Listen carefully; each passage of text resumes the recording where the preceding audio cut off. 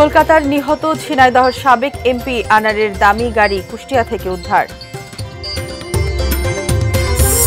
মুজিবনগর সীমান্ত দিয়ে 12 জনকে পুশিন করল বিএসএফ। মোটরসাইকেল দুর্ঘটনায় 3 বন্ধুর মৃত্যু, শোকের ছায়া শিবপুরে। এবং ঈদের ছুটিতে পর্যটক মুখর কিশোরগঞ্জের হাওর।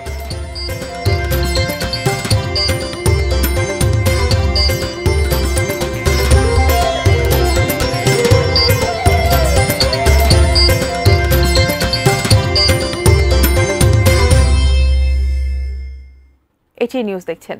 দেশের খবরে আপনাদের আমন্ত্রণ জানাচ্ছি, সাথে আছি আমি মারিয়া শিমু। শুনছিলেন নাসির ফ্লোট ক্লাসের সৌজন্যে সংবাদ শিরোনাম। এবারে বিস্তারিত জানাচ্ছি। কুষ্টিয়া শহরের একটি বহুতল ভবনের পার্কিং থেকে একটি ল্যান্ড ক্রুজার প্রাডো গাড়ি উদ্ধার করেছে পুলিশ। গাড়িটি ঝিনাইদহ 4 আসনের নিহত সংসদ সদস্য আনোয়ারুল আজিম আনারের বলে ধারণা করছে পুলিশ। খবর পেয়ে সোমবার মধ্যরাতে কুষ্টিয়া মডেল থানা পুলিশের একটি দল ঘটনাস্থল 8তলা ভবন সাফিনা টাওয়ারে যায়। কুষ্টিয়া পুলিশ সুপারের কার্যালয়ের সামনে সাফিনা টাওয়ারের পার্কিংয়ে থাকা ল্যান্ড ক্রুজার প্রাডো ব্র্যান্ডের গাড়িটি উদ্ধার করা হয়। এ সময় গাড়ির ভেতর থেকে বেশ কিছু কাগজপত্রও জব্দ করে পুলিশ। এর ভিত্তিতেই কোটি টাকার গাড়িটি ঝিনাইদহ 4 আসনের সাবেক সংসদ সদস্য নিহত আনোয়ারুল আজিম আনারের বলে ধারণা করছে পুলিশ ও স্থানীয়রা। কুষ্টিয়া মডেল থানার ওসি মোশাররফ হোসেন বলেন, গাড়িটির তথ্য যাচাই করে প্রকৃত মালিক কে তা জানা যাবে।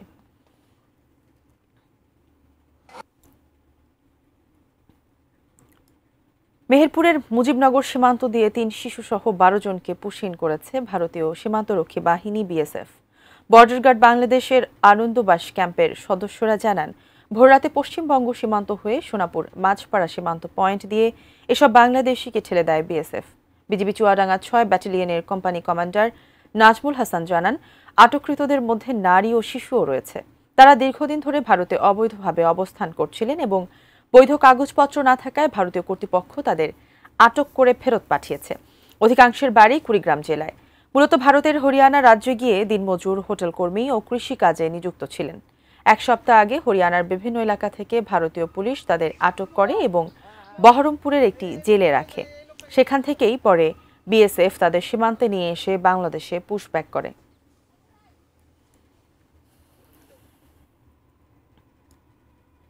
মোটরসাইকেল দুর্ঘটনায় 3 বন্ধুর মৃত্যুতে শোকের ছায়া নেমে এসেছে নরসিংদীর শিবপুরে। নিহতরা হলেন শিবপুর উপজেলার মাছিমপুর ইউনিয়নের মির্জাকান্দি গ্রামের জামাল উদ্দিনের ছেলে সাইফুল ইসলাম, বদরুদ্দিনের ছেলে আশিক এবং বাবুল মিয়ার ছেলে অপু। সোমবার রাতে 3 বন্ধু একটি মোটরসাইকেলে করে খেলার সামগ্রী কেনার জন্য নরসিংদী শহরে যান। সেখান থেকে ফেরার পথে বান্দুরদিয়া পেট্রোল পাম্প এলাকায় বিপরীত দিক থেকে আসা একটি বাস তাদের মোটরসাইকেলটিকে চাপা দেয়। এতে ঘটনাস্থলেই 3 জন গুরুতর আহত হন। আহতদের শিবপুর উপজেলা স্বাস্থ্য কমপ্লেক্সে নেওয়া হলে কর্তব্যরত চিকিৎসক সাইফুল ও আশিককে মৃত ঘোষণা করেন। আশঙ্কাজনক অবস্থায় অপুকে ঢাকা মেডিকেল কলেজ হাসপাতালে পাঠানো হলে পথেই তারও মৃত্যু হয়। দুপুরে 3 বন্ধুর মৃতদেহ বাড়িতে পৌঁছলে হৃদয় বিদারক পরিবেশের সৃষ্টি হয়।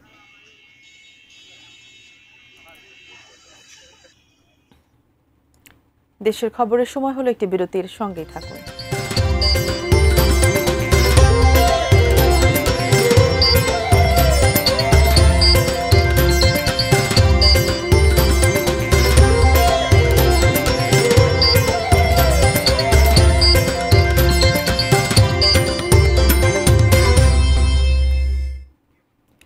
বিরতির পর আবার আমন্ত্রণ দেশের খবরে।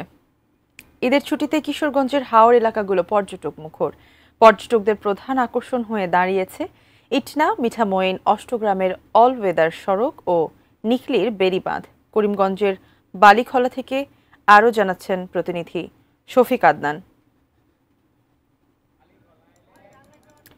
শফিক, আমাদের জানান যে ঈদের এই ছুটিতে আসলে পর্যটক অথবা যারা ঘুরতে বেরিয়েছেন তাদের এই মুহূর্তে কেমন আনাগোনা দেখছেন এবং গরমে আসলে তাদের আনাগোনা কমেছে কিনা? শিমু, কিশোরগঞ্জের হাওর অঞ্চল পর্যটন এলাকা হিসেবে এরই মধ্যেই ব্যাপক পরিচিতি পেয়েছে।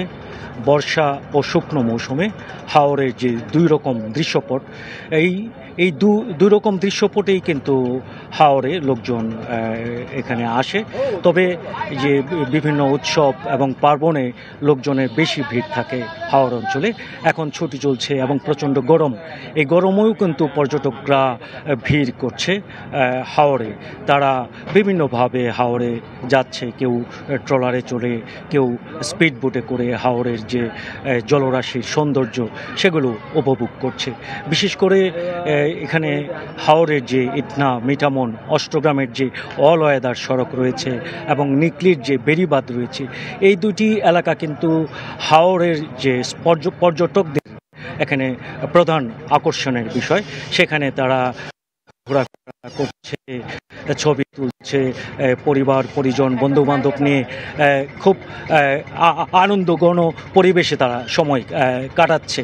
তবে এখানে এই যে তাদের পর্যটকদের আবার নিরাপত্তার জন্য এখানে পুলিশ রয়েছে, নৌ পুলিশ রয়েছে, সেনা সদস্যরাও কিন্তু তাদের নিরাপত্তা দিচ্ছে।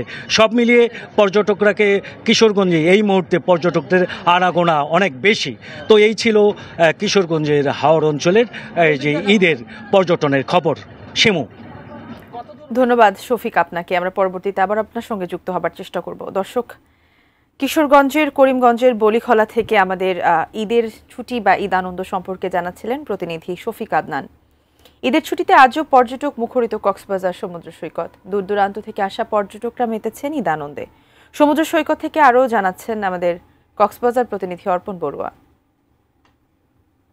পবিত্র ঈদুল আজহার চতুর্থ দিনেও পর্যটকদের পদভারে মুখরিত কক্সবাজার সমুদ্র সৈকত। সৈকতের Sugandha point, Kolatoli point, Laboni point সহ সবকটি পয়েন্টে এই মুহূর্তে আমরা পর্যটকদের সরব উপস্থিতি দেখতে পাচ্ছি। লাইফগার্ড কর্মীরা আমাদেরকে জানিয়েছেন যেহেতু বর্ষা মৌসুম চলে এসেছে, যার কারণে বিভিন্ন জায়গায় গুপ্ত খাল তৈরি হয়েছে, যার কারণে পর্যটকরা আসলে সমুদ্র স্নানে নেমে নিখোঁজ হচ্ছেন বলে তারা আমাদেরকে জানিয়েছেন। তবে তারা যথাসাধ্য চেষ্টা করছেন যে পর্যটকদেরকে বোঝানোর জন্য যাতে কোনো পর্যটক সমুদ্রের গভীরে না যায়। এদিকে কক্সবাজারে আগত পর্যটকদেরকে নিরাপত্তা দেওয়ার জন্য কাজ করছেন ট্যুরিস্ট পুলিশ সহ জেলা প্রশাসনের বিচ কর্মীরা। কক্সবাজার সমুদ্র সৈকতের পাশাপাশি পর্যটকরা ছুটে যাচ্ছেন আশপাশের যে দর্শনীয় স্থানগুলো আছে, বিশেষ করে ইনানি পাথুরি বিচ, হিমচড়ি ঝর্ণা, মেরিন ড্রাইভ সড়ক, রামুর বৌদ্ধ মন্দির এবং মহেশখালীর আদিনাথ মন্দিরেও পর্যটকরা ছুটে যাচ্ছেন। হোটেল মালিক সমিতি আমাদেরকে জানিয়েছেন আজকের দিনেও কক্সবাজারের যে 450 শতাধিক হোটেল মোটেল রিসোর্ট রয়েছে সেখানে 80 থেকে 90% পর্যন্ত কক্ষ বুকিং রয়েছে এবং কক্সবাজারে এই মুহূর্তে লক্ষাধিক পর্যটক আসলে অবস্থান করছে বলে তারা আমাদেরকে জানিয়েছেন। কক্সবাজার থেকে এটুকু ছিল, এখান থেকে সবশেষ খবর। অন্য প্রসঙ্গ, ঠাকুরগাঁওয়ে বয়ে যাচ্ছে মৃদু তাপপ্রবাহ। তাপের তীব্রতা বাড়ায় অতিষ্ঠ হয়ে উঠছে জনজীবন। হাসপাতালে বেড়েছে রোগীর প্রকোপ। শহরের আমতলী এলাকা থেকে বিস্তারিত জানিয়েছেন সহকর্মী MS আমাদ। বের হওয়ার পরে এক রিক্সা চালকের সঙ্গে কথা হচ্ছিল, তিনি বলছিলেন, মোটা তাকে বলবার চেষ্টা করছিলেন যে কালবৈশাখী ঝড় এবং ঝড় বৃষ্টিতে যেমনি হয়ে বাইরে বের হওয়ার পরেও তারা কোনো ধরনের যাত্রী পান না। অন্যদিক দিয়ে তীব্র যে তাপপ্রবাহ কিন্তু বের হওয়ার পরেও তারা আশানুরূপ যে যাত্রী পাওয়ার কথা সেটি তারা পান না। বিশেষ করে যারা ভাড়ায় রিক্সা চালান তাদের জন্য এই জীবনযাপন আরো বেশি দুর্বিষহ হয়ে উঠেছে এবং প্রায় এক সপ্তাহ ধরে ঠাকুরগাঁয়ে তীব্র তাপপ্রবাহ চলছে এবং আজকে সর্বনিম্ন তাপমাত্রা 28 ডিগ্রি সেলসিয়াস ছিল এবং বেলা 2টার পরপরই আমরা দেখেছি মুঠোফোনে, যদিও আবহাওয়া অফিস ঠাকুরগাঁয়ে নেই, মুঠোফোনে প্রায় 38 ডিগ্রি সেলসিয়াস তাপমাত্রা ছিল। অর্থাৎ বাইরে বের হলেই এই যে পাকা রাস্তা এবং যে রোদের যে তীব্রতা, দুটির মেলবন্ধনে কিন্তু একদমই ছারখার অবস্থা এবং এর প্রভাব পড়েছে হাসপাতালে রোগীর সংখ্যা বাড়ছে। বিশেষ করে যারা বয়োজ্যেষ্ঠ এবং শিশু রোগী রয়েছে তারা ডায়রিয়া জনিত রোগে হাসপাতালে ভর্তি হচ্ছেন এবং যারা হাঁপানি রোগীও কিছু রয়েছেন যারা হাসপাতালে ভর্তি হচ্ছেন এবং বিশেষ করে তাপজনিত কারণে নানা ধরনের অসুবিধা কিন্তু বাড়ছে। এবং অন্যদিক দিয়ে যারা ক্ষেত খামারে কাজ করছেন এবং যারা বাড়িতেও কাজ করছেন, অল্প কিছু সময় ধরে যদি লোডশেডিং হয় এর প্রভাব কিন্তু কর্মজীবনে এবং কর্মস্থলে এবং বিশেষ করে বাড়িতে তাদের এটি কিন্তু বেশ প্রভাব ফেলছে। যদিও আবহাওয়া অফিস, দিনাজপুর আবহাওয়া অফিস বলছে যে আগামীকাল পর্যন্ত এই মৃদু তাপপ্রবাহ থাকতে পারে এবং তাপের তীব্রতা আরো বাড়তে পারে। সকলের প্রত্যাশা এই তাপপ্রবাহ কমবে এবং তাপের যে তীব্রতা এটি কমে আসলে জনজীবনে স্বস্তি ফিরবে এবং সাধারণ মানুষ স্বাভাবিক জীবনযাপন করতে পারবেন এবং ঈদের যে আনন্দ এটি পরিবার এবং প্রিয়জনের সঙ্গে কাটাতে পারবেন। দেশের খবরে নিচ্ছি বিরতির পর আরো যা থাকছে।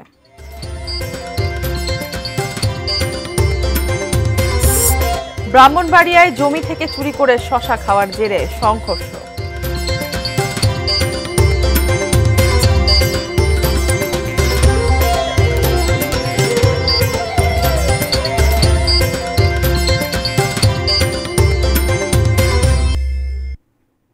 বিরতির পর ফিরে এলাম দেশের খবরে।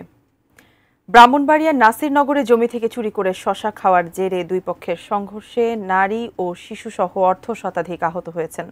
সকালে উপজেলার বুড়িশ্বর ইউনিয়নের শ্রীঘর গ্রামে থেমে থেমে সংঘর্ষ হয়। এলাকাবাসী জানান, শ্রীঘর গ্রামের বড়হাটি এলাকার জুয়েল মিয়ার জমি থেকে কয়েকদিন ধরে সরকার বাড়ির কয়েকজন শশা চুরি করে। এ নিয়ে বড়হাটি ও সরকার বাড়ির লোকজনের সঙ্গে সংঘর্ষ শুরু হয়। এতে নারী ও শিশুসহ উভয় পক্ষের অর্ধ শতাধিক আহত হন।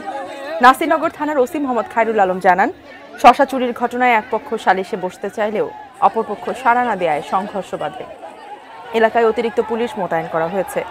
এদিকে সরাইল লাখাই সড়কের পাঠানপাড়ায় রেস্টুরেন্টে খাওয়ার পর টিস্যু পেপার চাওয়াকে কেন্দ্র করে সংঘর্ষে অন্তত 15 জন আহত হয়েছেন। রেস্টুরেন্টে টিস্যু পেপার না দেয়ায় কর্মচারী ও মালিকের সঙ্গে রাব্বি নামে এক যুবকের তর্কাতর্কি ও হাতাহাতি হয়।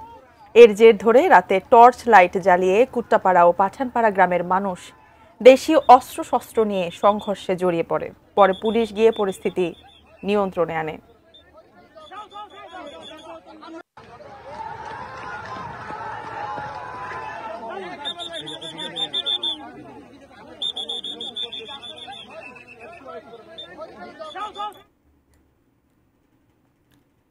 মানিকগঞ্জে যমুনার ভাঙনে নদীতে বিলীন হয়ে গেছে ভাড়াঙ্গা সরকারি প্রাথমিক বিদ্যালয়ের 3তলা ভবন।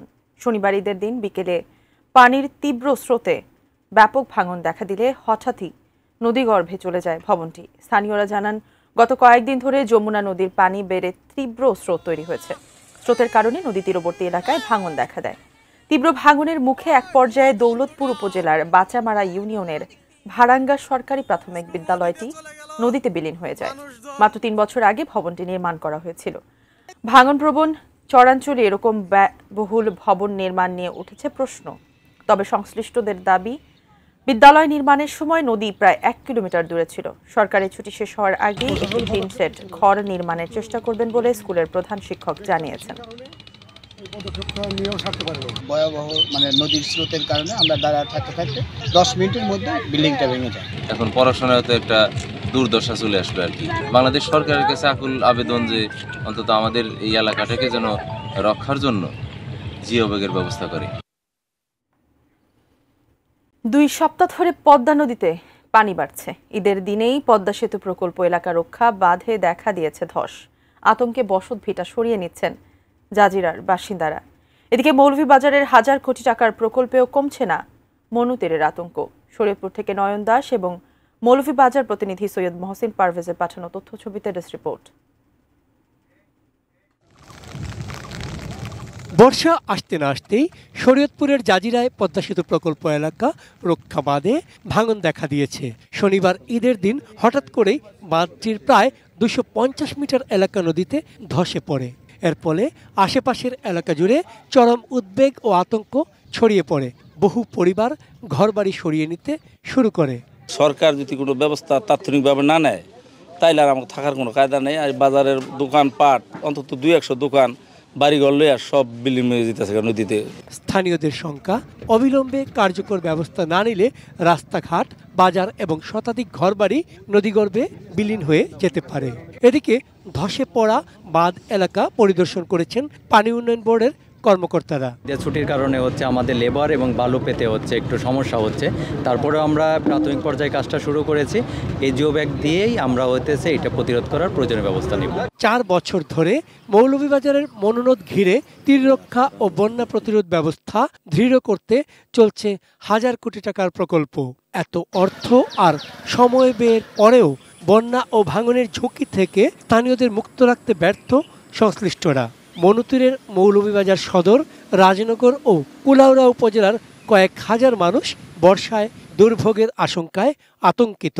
তারা তো কাজ করেন না, খালি বিলম্ব করেন। এবারও তো আমরা আতঙ্কের মধ্যে আছি। কখনো যে আইব পানি দেখুন না আপনার বাঙ্গা, আমরা কই দিতাম বাচ্চা কাচ্চা লই। ইতিমধ্যে এই প্রকল্পের আন্ডারে আমাদের নদীর ভাঙন রক্ষার্থে ব্লক দ্বারা সিসি ব্লক কাজ চলমান আছে।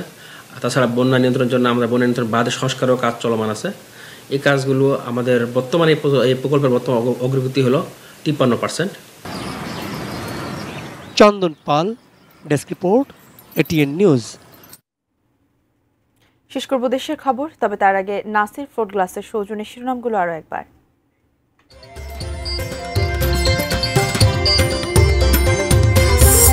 কলকাতায় নিহত ঝিনাইদহর সাবেক এমপি আনারের দামি গাড়ি কুষ্টিয়া থেকে উদ্ধার। মুজিবনগর সীমান্ত দিয়ে 12 জনকে পুশিন করল বিএসএফ।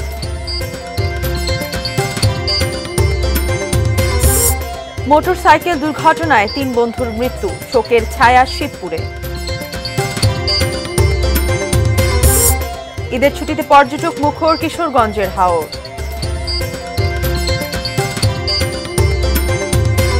এবং ব্রাহ্মণবাড়িয়ায় জমি থেকে চুরি করে শশা খাওয়ার জেরে সংঘর্ষ।